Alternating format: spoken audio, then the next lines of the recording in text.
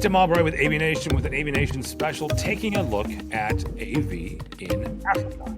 A couple things here before we get started. I'll bring in my fantastic guest. The African continent is you're looking at 1.2 billion people. So the U.S., by contrast, we have 333 million. Nigeria has 223 million. Ethiopia has 126 million. Egypt has over 100 million. Congo has, DR Congo has over 100 million. Several countries here in the continent make up that over 1 billion population. By contrast, India has 1 billion people. China has 1 billion people. But you're looking at a pretty substantial piece of the world that not a lot of folks in the U.S. pay attention to. GDP, you're looking at about $3 trillion, again, continent-wide. Depending on where you're looking at, South Africa, you're looking at 400 billion, Egypt, 340 billion, Algeria, 260 billion. So again, a pretty significant part of the world that, again, from a U.S. standpoint, we don't have a whole lot of vision to. So, as luck would have it, I've made a new friend. His name is Anton Van Wyk from Van Wyk Consulting in South Africa. Welcome, sir. Thank you, Tim. Thank you for having me. Mitchell will put a link to the article that Anton wrote for us a couple of weeks ago, but I thought that it was also be important just to have a conversation. So Anton, from your perspective, again, Anton is in South Africa. He does work all over the continent. So we're not just going to talk about one country here. But to give folks a perspective of you and kind of your expertise, you've been doing in AV over 20 years. Talk for a second about kind of your journey and how you went from live events, which is what we would call that here in the States, all the way through where you're now consulting. Yeah, so my journey started actually when I was a teenager, always into audio, sound. My dad, while he was doing his woodworking and cabinet making in his garage in the back, listened to vinyls, anything from the Rolling Stones, Beatles to Beethoven. So for me, my introduction to audio was at a young age. And then obviously the natural progression, when you go to high school, I started DJing. From DJing after school, I joined a events company. And with that, I toured quite a couple of local bands and famous bands in South Africa. And I did that from 97 until around about 2000. And I thought to myself, you know what, I love audio. Audio is my blood, my veins. But the money paid and the hours worked didn't match up. So I decided there's something better out there. And I got approached by a audiovisual integration company, one of the largest then, 2000 in Johannesburg, South Africa. And they pulled me in because I had the audio knowledge, they had the video and the control knowledge, but they lacked the audio knowledge. And with that nice pairing, I started working for them. They taught me a lot of video, they taught me a lot of coding and programming. AMX was still in DOS those years for those guys that's programming AMX. And started out then. The company was acquired later on by Dimension Data, now NTT. That lasted a couple of months. The reason for that is family-owned business versus corporate-owned business. It didn't work out quite well, so a company was born called Omega Digital. 3 directors started it. There was a salesperson. I was technical. That was in October 2002. And there I started with that company called Omega Digital. They're still one of the largest AV integration companies in South Africa at the moment. I was with them for 10 years, heading up the technical. But one thing that we did quite a lot in that business was training technical staff, training salespeople. Because when a salesperson goes out, you need to speak the technical jargon. You need to know how the product works, not just be somebody that sells a product, but understands how the product works. On the technical level, from an installation point of view, the guys need to know how to install it. So like I wrote in my article, when we started out early 2000s, the brain trust was manuals. You got a piece of hardware, you went through the manual, and if it's not in the manual, you sat there for days and figured it out until you got it working.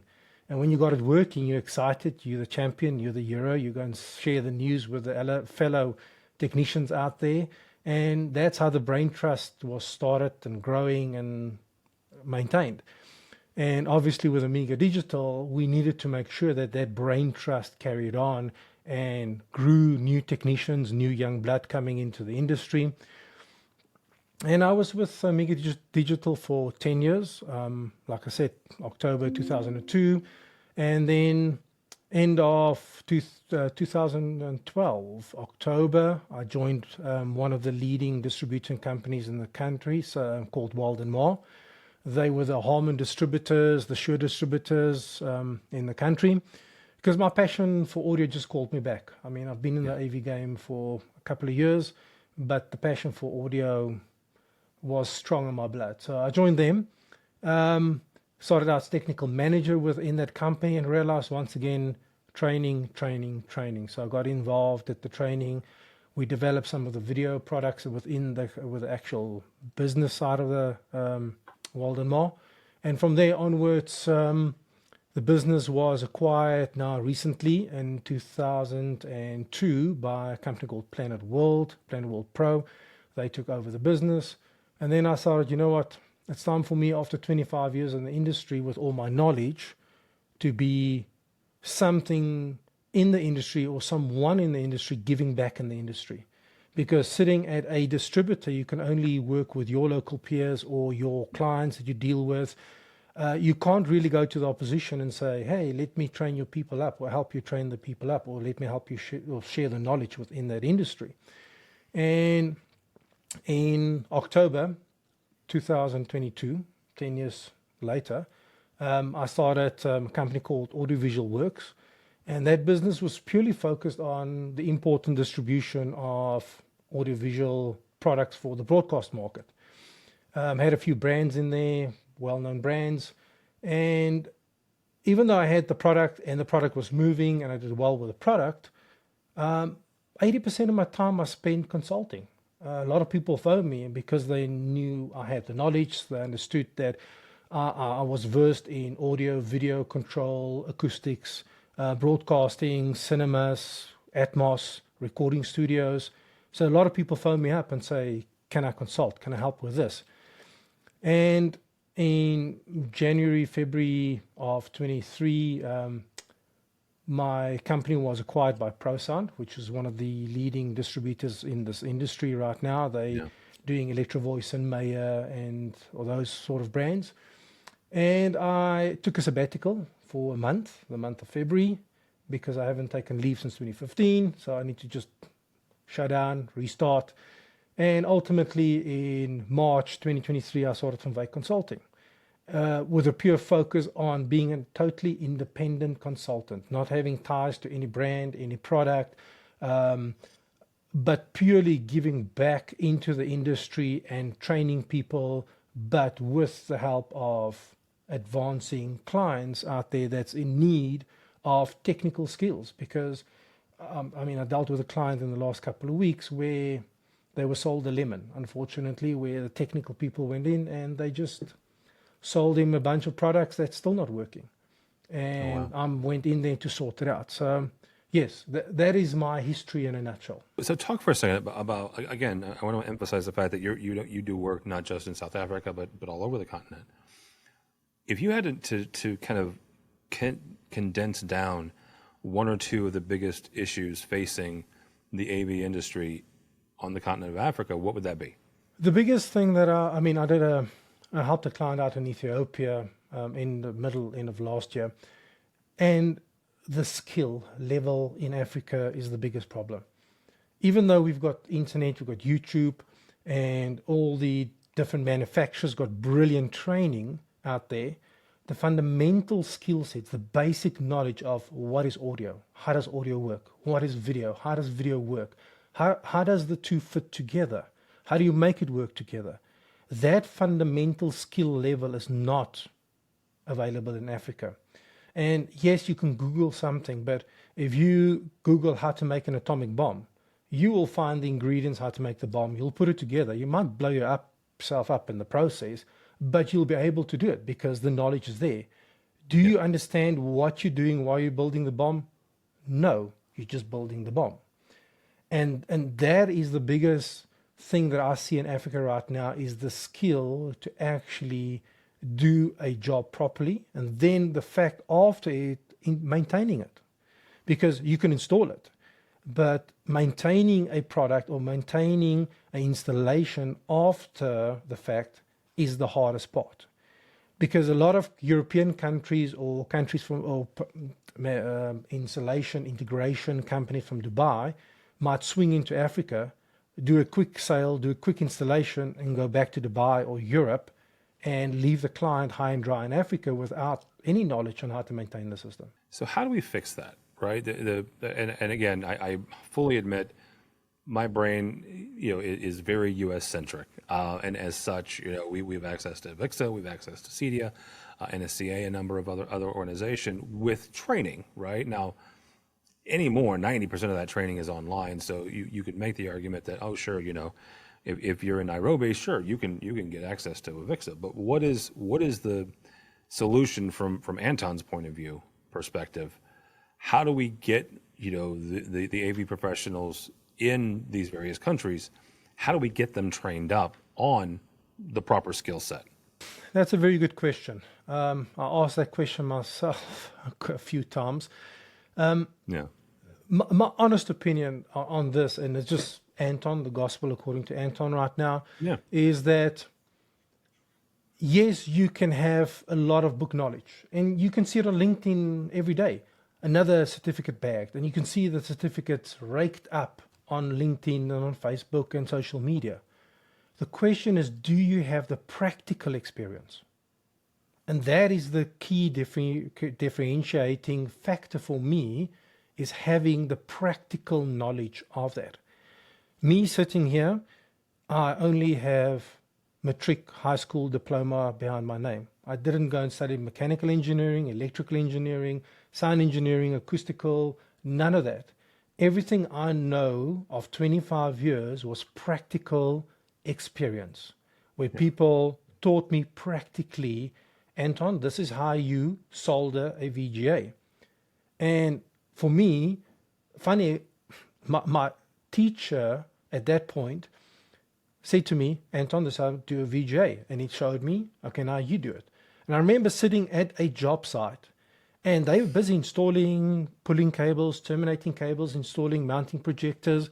And I was sitting there practicing my VGA connections. When I was done, proud, look at my VGA connector. He would cut it off, do it again. For a week, non-stop, I just made VGA connectors until I got to a point where I could do a VGA connector while talking to you, making a VGA connector without fault perfectly every single time. Yeah. Now, can I watch a YouTube video? Yes, I can. Does it mean I can actually then terminate a VGA connector? No. It takes practice to get to that point. And I think this is the biggest thing that's lacking currently in the African market, but also it's creeping in slowly in the local South African market as well, where the practical experience is lacking in our industry, where you non-stop practice until you get it right. And yes, sometimes it takes time out of your own personal life, out of office time, to go and learn a new skill. But the practical and the theoretical doesn't match or correspond. And I think this is the caveat between, yes, I can have 10 million certificates and CTS, CTSD behind my name. Do I have the practical experience of how to implement what I've learned? So from your perspective, and I'm going to give me a second here because I'm going to do a little bit roundabout, is you've got countries, again, which are several $100 billion worth of GDP. There is infrastructure going in, there are buildings going up, there is need for conferencing, there is need for education facilities. If you're looking at this, as you're looking at this, and you're seeing this kind of shortfall of practical knowledge, do you think it's better for us to, as an industry, to focus on the integrators and the support staff that are surrounding these new installs, or is it better to focus on the IT and the facilities managers that are on site and that are taking possession of these projects that are then needing to support them? So in the African market, if you look at the African market, I'm going to call a spade a spade. The more cost-effective Chinese product is entering into the African market. And when they enter into the African market, it's not because the product is better or better suited for the application. It's more from a political tie or political negotiation point of view, saying that I want to strengthen my ties with a certain country. Now we'll give you product for free because of this, and then you'll receive that because of that. And it's a barter system. And I've seen many countries, and I've been to an airport in West Africa recently, a well-known Chinese brand of fire noise evacuation public address system installed into the airport. And I thought, wow, brilliant installations, installed decently, cables are labeled. And when the announcements came through, it was distorting. It wasn't commissioned properly. And I thought to myself, is typical. This is what happens, is they got the product for free, they got the installation for free, but now after the fact, there's no commissioning. So even though, back to your point now, is on the training point of view, is if you train somebody, who do you actually train? Because if they get a product from a country as a gift and or a very discounted product, who do you train? How do you get in there to train the person? How do you teach the person to maintain the system? Because if, say for instance, you take a world-class brand, this brand will have a distributor in an area or a region or a country. They will not sell to the integrator if the integrator is not certified in their product. And that's how the training chain normally runs. It runs from the manufacturer to the distributor to the integrator, and the integrator back to the client. Now, if you have a very good Chinese product and it just gets given to the client, how do you reach that end user for training purposes? And if they're not buying your product, how do you spend time and money to train that person, and what's your return on that investment?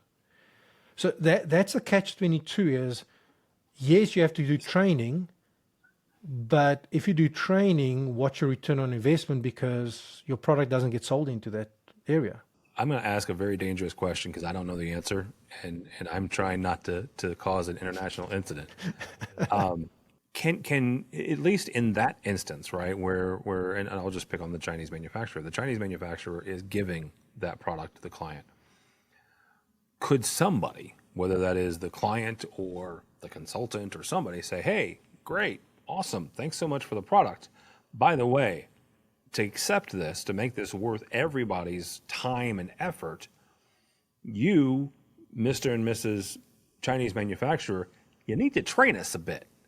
Right? Is there any appetite there on the Chinese manufacturing part, or they're just looking to kind of get into the country some more and establish a deeper relationship, and they're kind of done once they say, here's this product, now go figure it out? Good question. And I think that's something we need to unpack, because I don't have the answer, to be honest with you, but there's something we need to unpack and look at, because even as a consultant, you get bypassed totally in Africa. Yeah. Because they've got their own in-house engineers, they've got their own in-house install teams. So if a Chinese manufacturer comes in, they come with the entire team, they finish and they go off again. And I think this is something and this is part of my passion, is to educate the people out there, to train the people out there. I mean, I had a phone call from somebody I trained 15 years ago, out of the blue, saying, "Thank you. You trained me 15 years ago, and because your training helped me through my years, I can be now a manager in this company looking after AV." And that to me was a confirmation that all those years of training was not in vain. And that just reignited my whole passion for training. 25 years of knowledge can be shared. The question is, who's willing to receive it? Because everyone is like, "No, I'll do it online. I've got time," but nobody's willing to spare the time to actually do it. Anton, as we wrap up here, not just for us that are U.S. based, but you look at ISE. ISE is my favorite show, right? Integrated Systems Europe. It is the biggest AV show in the world. I know a handful of folks from Africa. I've got a buddy from Uganda that goes. I know you go to ISE. So not just U.S., but outside of let's just say Africa itself, whether it's the European market, it's the Asia Pac market, or the U.S. market. What is one thing that you want folks to understand about the African AV market? Yeah, that's a difficult question, Tim. Here's the thing. I think the African market and the law, I've been going to ISE for the past 12, 15 years of my life. I've missed probably 2 of those 15 years I've gone to ISE. The African market, or the people representing the African market, is increasing every single year. Yeah. They're hungry. They're hungry to get out there. They're hungry to understand what's out there, what's the latest technology. And I think if there is partnerships with, let's pick a country, Kenya, and say, right, Kenya, part of the trade and industry of Kenya is a program of educating X amount of people on audiovisual. I think that is something that we can definitely look at on how, from that point of view, because the hunger is there. Is how do you meet the hunger? How do you actually get to the right people to meet that hunger? So yes, it's a rhetorical question. It's an open-ended question. I don't think we're going to have the answer for that right now. But my personal view is we need to find a way to involve those African countries, reach out to them, even if it's a freebie or a thing like once a year. If you look at Dubai at the moment, they've got the GITEX show in Morocco, yep. Which is similar to ISE at the moment. And it's quite interesting. A lot of African people go to GITEX. But if, like me, I wanted to go to GITEX, and trying to get into GITEX is quite difficult, because if you don't have the right connections via Dubai, you don't get into the GITEX show that easily. And this is the thing, is like Dubai took initiative with GITEX in Morocco. I think there could be initiative of bringing an ISE with training to the African continent, but not just a 3-4 day event. Because even if, for me, it's 10 hours from Johannesburg to Amsterdam to get there, then you have a 3-day show, and there's no time to walk the floor and do the training and to have the special events.